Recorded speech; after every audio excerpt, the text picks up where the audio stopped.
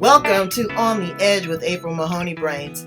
You're at the spot, the place, where the conversation is pointed, the guests are sharp, and the responses are never dull. Did you bring your thinking caps? It's time to put them on, because the conversation starts now. Wow. Brains, welcome to On the Edge with April Mahoney. You're back at the spot, the place where the conversations are pointed, the guests are sharp, the responses are never dull. Our guest today is Rick Gault. Pretty broad-based, and that you talk about a lot of different things.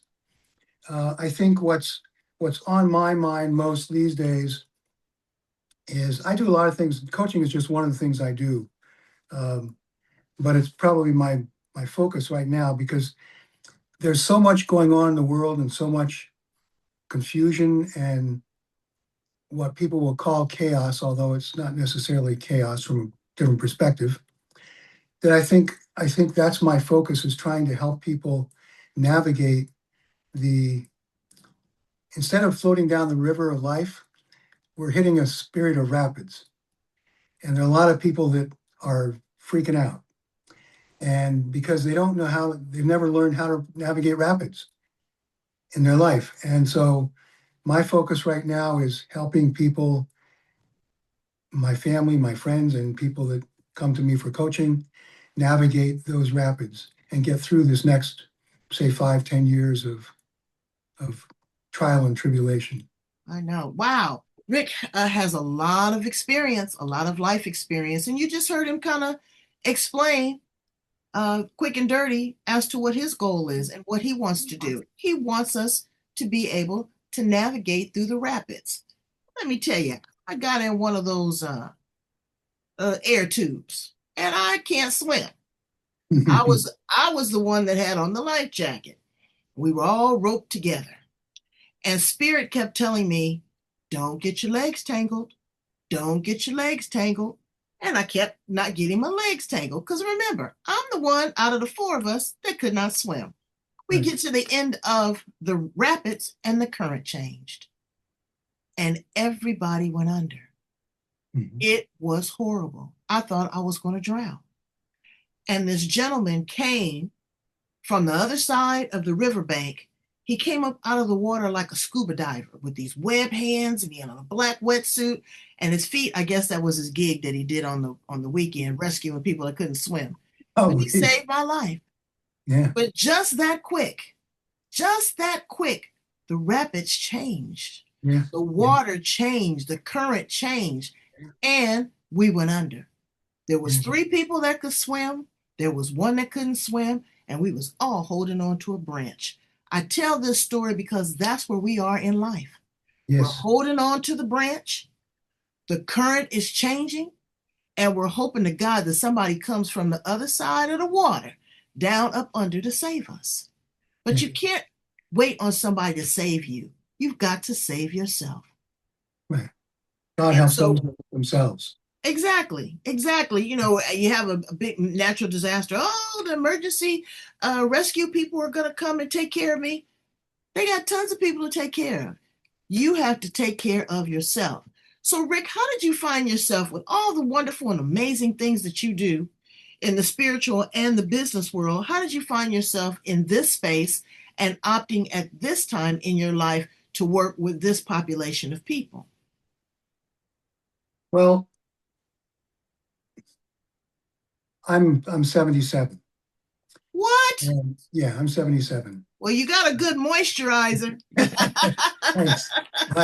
My family on my mother's side always looked younger than they actually were. So I can't claim ownership of that. I just got lucky genes. But I've done a lot of things, and I'm retirement age. But to be honest, I don't want to retire. I tried doing nothing for a while. It got really boring because I like to be busy. I like doing lots of things. I've done a lot of things. And so I have a lot of interest. I'm a very curious person. And so it was back in 2018, I think it was. I was thinking about retiring. That was not quite 10 years ago. And I had a friend who coaxed me into going out to California, moved there for 2 years to spend some time with a coaching group, a big group of people that have a Christian Michelson is his name. Okay. He's a coach of coaches, and there are a lot of people there. I had a great time. I met a lot of really good, very deeply spiritual people who were committed to helping others, people who wanted to coach, some who were very successful, some who weren't making a dime, but they had the right motivation, and they were there to help figure out how do I do this work that I love and still be able to pay my bills. And that was kind of the focus of all of them, helping each other do that. And so I got interested in that. I spent 2 years out there, and then I came back east to where I've grown up, where all my friends and family are, and decided this is. I realized that let's take a step back for a second. Sometimes we look at our lives and we look at where we started and where we come from, and Mhm. what we've done, Right. and we realized I did this when I was in my 20s. I went back. I said, I have some choices to make here. I don't know what to do. So I went back to when I was a little kid, and I traced all my experiences up until the point that I was in my 20s and said, everything that I've done seems to be pointing in this direction. That's the way I'm going to go. And I ended up graduating with a degree in psychology and becoming a teacher of meditation. Mm. Sort of related, but not completely. And so I'm kind of at the same point here. What do I want to do with the rest of my life? Do I want to play golf, play mahjong, play cards with my friends? Do I want to goof around and play with learn piano or relearn guitar or something like that? And I thought all my life I've helped people, even in my career as a businessman. Most of my Many of my employees told me that I managed like a teacher, that I'm more than a manager. I would give people a task and say, here you go. Here's what we need to get out of this. Go have fun and let me know if you have any problems. Whereas that's apparently not a normal way for business people to work. Right. Normal people say, here's what I want you to do. Go do this, blah, blah, blah, get it done, and they make sure it's on time. Right. And I never took that approach. And as a result of that, I hired some incredibly neat, interesting, and genius level people. But I came to this point in my life around 2018. What do I really want to do with my life? I said, I've learned some lessons in how to get along. I do pretty well in life. I've been pretty successful, not a multimillionaire by any means, but I've never wanted for anything. That does not equal success. Correct. Yes, you're absolutely right. Absolutely not. I have never wanted, and I learned actually recently, someone explained to me this, and I should have known a long time ago what abundance really means. Uh, Abundance doesn't mean lots of money. no, it does not. Abundance means you get what you need when you need it. And it could be that you're really poor, but at the right time, someone comes along and gives you exactly the amount of money you need to do this, or exactly the amount of materials you need to do that, or introduces you to the person that will help you do what you need to do. That's abundance. And I realized that my whole life has been a life of abundance, Yes. and that I've learned some lessons in those through those experiences that I can't help everyone. There are going to be some people that are going to say, I don't want to work with that guy. I don't like him. Okay, fine. That's okay. We're all different. But there'll be some people that will say, I think I'd like to work with that guy. I think he could help me. I get a good Well, feeling. And that's what I want everybody's to, I not want to your, help. yeah, I and want to help everybody's people not your get, person. We have to realize that too, is yeah, that, there's not a synchronicity, there's not an alignment. I vet people before I bring them on the show, right. and I'm saying, wow, I said, this is probably not the best fit. That Mhm. doesn't mean that, the sandals aren't cute. That just means Right, that my toes is hanging over, or my heels hanging right. over, There you or the go. straps Yeah, are too tight. It's just right. sometimes it's not a good fit. And abundance, as you said, a lot of times brains is access. If I could tell you what happened to me last week, I can't tell y'all everything. If I told you everything, y'all all be having afro because your hair would just be blowed out this way. But I'll give you a little taste of it. I was here in my office doing something in the studio, and my husband came to the door with a flyer. And he said there was somebody, and I said, well, who was that at the door? And he told me who the person was at the door. And I said, really? I said, tell him I want to talk to him. Go back and find him. My husband goes, oh, he done went down the street. I said, go down and find him. Mhm. He found him, he brought him back. Me and this gentleman rapped for about an hour and a half in my front yard. We pulled out the folding chairs. And what he poured into me and I poured into him was abundance on steroids. And Yeah. the ripple effect that has happened in the last 3 or 4 days from that conversation was mind blowing. So, abundance is a wealth of information. When your teacup runs over, don't start slurping from the saucer. Give that to someone else. Right. Right. Right. So, Right. what type of business were you in before you got into the business of working with souls? Well, I was working with souls when I taught meditation. I taught transcendental meditation, very powerful technique, very spiritually based. Um, but I wasn't making any money, so I took some tests to see about what I'd be qualified for. Because Mhm. obviously psychology, a degree in psychology is pretty much useless unless you have a PhD. Mm. It's nice to have, but anyway, so I found out I had an aptitude for computers. Okay, this is back in the old days when we had The Apple big IIc. IBM mainframe. Well, no, I remember one of my friends at school. I started out in school using punch cards, Oh, and wow. one of my friends on my team bought himself a 5 megabyte hard disk for his Apple IIc. It cost him $5,000, Mm, and he thought he was in heaven.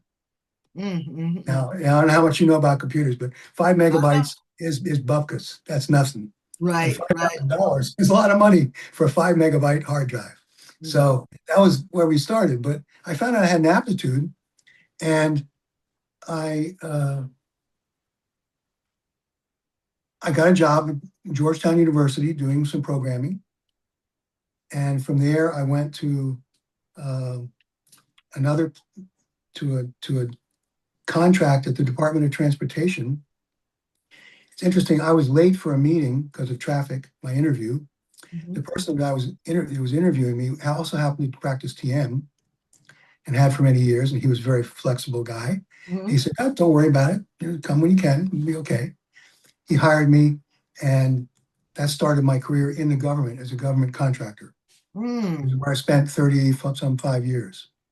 Uh, that government contracting has changed over the years. It's not. You think? Yeah, yeah, And you thought once you got in the government job, you just knew that you were cemented in for your yeah. 20. Now Oh, they'll come in and have you clean out oh, your yeah. desk in 10 minutes. Yep, yep. I was a contractor. We all knew that we didn't have guaranteed security, but it was more fair based. Now it's like whatever they need to do, you're gone. That's what you got to And do.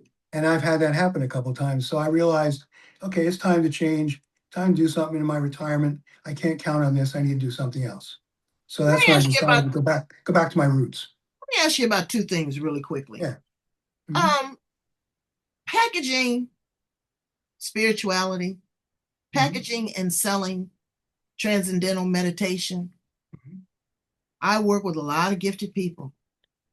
There's tons of angels walking around this planet brains, and you better turn up your frequency that you can connect with them because I'm telling you, one knocked on my door the other day and it's been crazy ever since.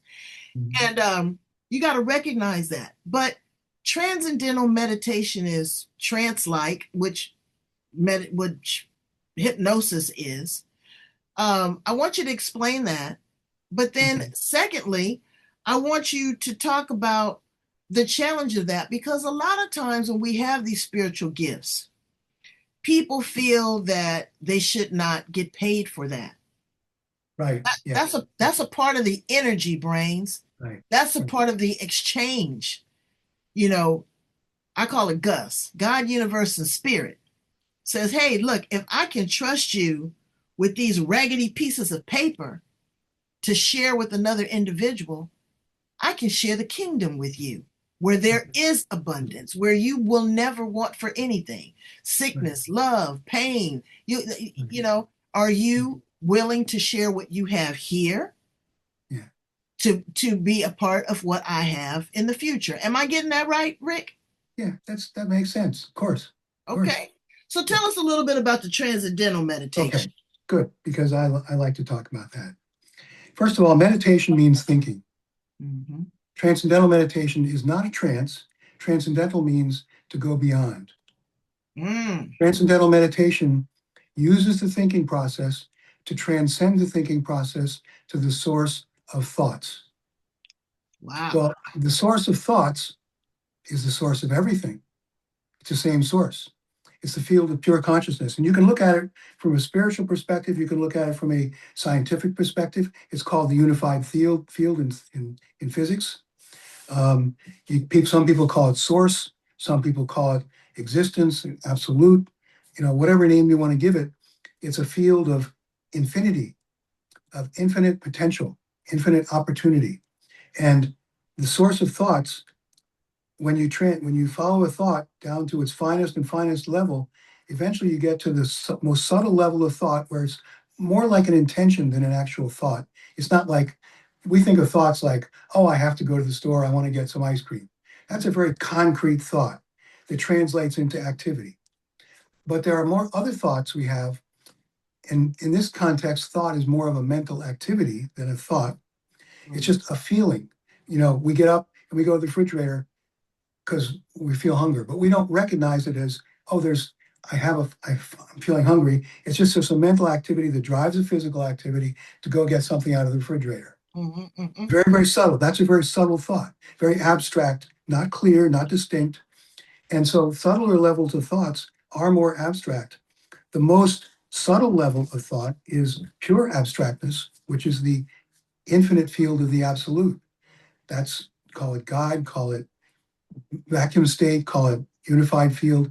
It's a field that's beyond the physical. Is that would quantum That's be included in that? quantum, yes. Because Yes, it's a quantum field. I'm The in the quantum quantum field, brains. I'm telling there you, we go, there we go. the And frequency's on. the quantum field is a field that's beyond physical. It's not Yes. physical, but it is real. The interesting Yes. thing is physics can't measure it because physics is a physical field. And the quantum is beyond the physical. Right. So it can't, but the interesting thing is that human beings, because of the nature of our nervous system, we can't describe it clearly. We can't explain it clearly because it's beyond description, beyond words, beyond physical and everything else. It's But we can, energy. but we can experience it. It's energy. Right, but we can experience it. The transcendental meditation allows us to experience finer levels of thought till we transcend the finest level of thought to that abstract field of pure energy, pure existence, pure being. No activity, no thoughts, just existence. That's a very powerful experience. Transcendental meditation takes you very deeply in and then back out again into activity. You do it twice a day. And over time, the body becomes accustomed to maintaining that inner level of silence. The whole purpose of meditation is not the experience you have in meditation, but how you bring out that silence into your activity so that in the midst of the most dynamic activity, you have silence inside. Wow. That's the nature, and that's the basis of a fulfilling life. Because when you have a connection to that infinite field of, of abstractness, you're connected to something that's immortal, infinite, unbounded, and absolutely silent. So all the rocks and things that get thrown at us during the daytime cannot penetrate that silence. That's the experience. So It's called enlightenment. It's called okay. enlightenment. So is that a maybe a discipline or a modality that monks use? Some do, some don't. There are actually three kinds of meditation that I know of. First is concentration. A lot of monks use concentration. Unlike TM, though, and I'm not putting concentration down. It's all forms are valid for certain purposes. But concentration keeps the mind active. Right. And you want the mind to get quiet. So when you're concentrating, you're forcing the mind to stay active. They did a study of some Zen monks back in the 70s, and they found that they did transcend during meditation, but they transcended when they could no longer keep the mind in focus and they just let go naturally. If you try and focus on something, sooner or later, you can only hold it for so long. Sooner or later, you're gonna relax. Right. You're gonna thought. At that moment when they relaxed, that's when they transcended, not while they were focusing. So focusing concentration meditation will get you, there are benefits to it, but it's not the same as transcendental meditation, which takes you to the quietest level of thought and then goes beyond that. The other kind of meditation is contemplation. But again, that's on the surface of the mind. You're thinking about things, you're thinking about stuff. And that I would include in that guided meditation because someone's guiding you from the outside. So your mind is outside, it's not inside. Right. What you want is you want to go inside to the deepest levels of the mind, transcend that to the source of all thoughts, all being. And that's what transcendental meditation does. And if you practice it long enough, it's these how they used to dye cloth in the old days. They Hmm. would dip it in a dye, they'd bleach it in the sun. They dip it and bleach it, dip it and bleach it, and eventually, each time they bleached it, a little color would remain, a little more color would remain, until they got what they called color fast. Hmm. That's the term color fast comes from. You can no longer bleach the color out of the cloth. Well, meditation is like that. You dip yourself into that unboundedness. You come out into activity. You bring a little bit of that with you. So a little bit of that calmness comes with you and stays with you. Each time you come out of meditation into activity, you bring more of that silence with you until eventually the silence never goes away. It's always there. And that's the You first. must be like walking on clouds because Oh, a couple things have happened to me. I was with some monks uh-huh, and we did a tree hugging mhm, ceremony. mhm, It was one of the most powerful things. I love trees anyway, but to lay there and to gain that wisdom, it was weird. I was like, so now I see what I thought the hippies was just on LSD. They were really getting something because they were going into that transcendental meditation. Another thing that you said is it can't be measured. Well, when I'm studying the quantum physics, the brain waves and the brain frequencies change, the colors, the mhm, heightened sense of emotion, uh, mhm. all of that is being gauged. So when you're in this transcendental meditation state, does that all go dormant? Are you so deep into the subconscious mind that you're just kind of at a syncopated, like a heartbeat type of rhythm? I Yes, don't. When you say yes, completely empty, yeah, just kind of leveled out, you're in theta. You're in the and the brain right, is right, so right. receptive to see brains. I tell you, I've been studying. But you are in the most receptive part of Right. your subconscious because you can reprogram. But what I'm hearing you saying is that just let that be. Just let that be what it is. Don't not interact. You do interact, but don't have any expectations. And what is meant to evolve will evolve. Am I getting that correct? Um, Sort of. Let me try and explain this. Your body is still a body. Your body is still physical. TM's been one of the most studied meditations around for many years, back since the 60s. And they studied brainwave patterns. They studied galvanic skin responses. They studied the heart. They studied the brain. They studied the breathing. And they found that in TM, the brain waves, the brain became synchronized. Mm. Whereas before you started meditating, things were happening different places. When you started meditate in the meditative state, as you began to transcend, your brain waves became synchronous. Your galvanic skin response showed relaxation. Your heart rate slowed down. There have been some people who have been tested, some very highly evolved people who've been practicing meditation or just naturally were highly evolved people who've been studied, and they hooked them up to a brainwave machinery, and they said, "Mr. So and so, I'm sorry, you're dead."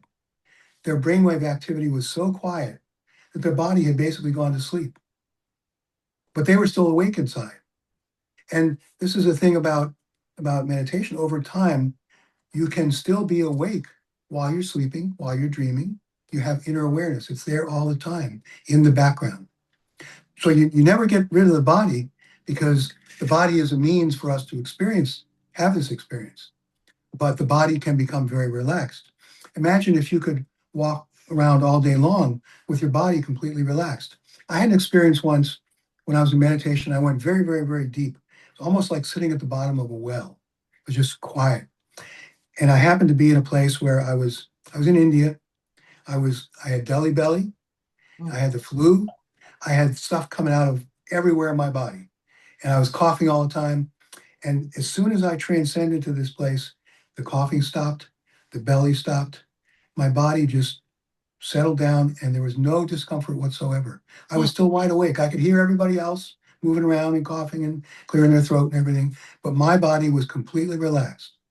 And as long as I couldn't hold the experience because my nervous system wasn't pure enough, but I could see how you could be in that state and your body could be perfectly relaxed doing whatever you're doing. So it doesn't Okay, happen so what overnight. I understand that, but Okay. ultimately, what is the benefit of all of that? Because people don't know how to utilize what they have. I've Okay. had experiences and not sabotage, but I've mitigated it. I've like, oh, I can't believe that happened. I asked for this. I asked for this particular experience. And then when it comes to pass and you manifest it, you're like in this unbelievable state. Okay, so you go into TM and everything's wonderful. Is this great for a person that is trying to release trauma? Is this Yes. great for a person that's trying to experience a past life regression? Is Yes. this great for a person that's addicted? Yes. Is this a place for a narcissist? Sure. Is It, this a the place thing, for the, the uh, thing is, what is at the basis of meditation is the quantum state, the ground state, the vacuum state, whatever you want to call it. Pure consciousness is the basis of everything in our life. So if you can capture that pure consciousness and bring it out into your life, it's going to affect every single area of your life. mm. If you capture the fort, you own everything in the territory. Right? So whether you have a diamond mine or a gold mine or a silver mine, everything in the territory belongs to you. It's going to benefit from your presence. Okay. All right. And So we have to think figure about from a health perspective. What does the doctor tells you? Say, take two of these and get a lot of rest. Because every doctor will tell you nature is the true healer. So when your body is rested, you're going to be healthier. that out. I know And I just had when a you're friend I talked to 3 days ago. He just got out of the hospital. He was doing something else and ended up dying because he did not allow, just because you got out of the hospital doesn't mean you're well, that's did right. not allow his body to rest. But I Right. wanted, there's a couple things I want to touch on before we conclude Okay. Okay. the interview. I want to know, who is your ideal client? Again, everybody's not your person. What are you looking for when you pair up with someone? I'm looking for someone who's on a spiritual path, either just started or already been there for a while, but who is finding obstacles to where they think they should be, Mm-hmm. where they're not making as much progress as they would like to, and who's looking for some new perspectives, maybe some techniques to help overcome certain things. We're basically victims of habit in our lives. Mm-hmm. Our habits, from the time we're born to the time we get to where we are today, we have been subjected to all kinds of manipulation, Right. some of it, most of it kind, some of it not kind. And that manipulation has established habits and patterns in our behavior and thinking in us that are sometimes non-productive. In fact, quite often not productive. The person who something triggers them and they get angry. Right. Well, if you can, then something you just said is important, because if you can, the first step is recognizing that you have a trigger. You say, whoa, where'd that come from? Mm-hmm. Well, Mm-hmm. as soon as you recognize that where that's come from, now you can do something about it. You Right. can sort of change the channel like you do with your remote control. You change the channel to a different thought. And what you do is you stop feeding that non-productive pattern and start feeding a more productive pattern. The first trick is to recognize it. And that's something I help my patients, my client, not Okay. patients, clients with. That's a beautiful thing because again, I know what it is. I had one of my guests that told me about sensory therapy. You'll think about something and it will distress you. Yeah. You can just simply touch your cheek. You can simply count backwards, 5, Yeah. take a breath. The breath was the very first gift. That's the first thing that came out. That's the last thing. What do they say? He took his last breath. Yeah. Yeah. That is it. Understanding that, understanding the pattern of the heart and the flow, and calming down. Yeah. Brains, why go from a flicker to a flame? Calmer, more pleasant person. In Yeah. China, when they bump the horn, they wave at you and smile. And I was asked my driver, I said, what that's all about? He said, because you have just now avoided a conflict. Yeah. Yeah. Yeah. And I was like, wow. So when people blow the horn at me, I'm like, oh, okay, I know they think I'm crazy. But it's like, oh, okay, I didn't hit your car. Maybe I was distracted. Maybe the light, turned green and I wasn't paying attention. Whatever it was, it gave me an opportunity to reset. Brains, take the opportunity to reset. I want to ask you a couple quick fun questions before we Sure. conclude. Sure. Now, you are in this space and you're living your highest and greatest good. And what is your goal? Is it to um, help people again reset? But why is that going to benefit you? What is your ROI? That's what I want to know. Okay. My goal is to become, my goal is to reach enlightenment, Mm, is to experience that unboundedness every moment of the day and to grow as far beyond that as I possibly can in this life. Because I believe that the more I do to mm, to take care of myself, the more I have to offer to other people. So if I want to help people, the first thing I need to do is help myself. absolutely. When you're in an airplane, they don't offer the mask to the child first. They say no, give it to the parent first, and then you'll be in a place where you can help the child. Absolutely. So And so, each of us has a responsibility to do everything we can to help ourselves be the best people we can, the most fulfilled, the most powerful we can for the purpose of helping other people, however that may be.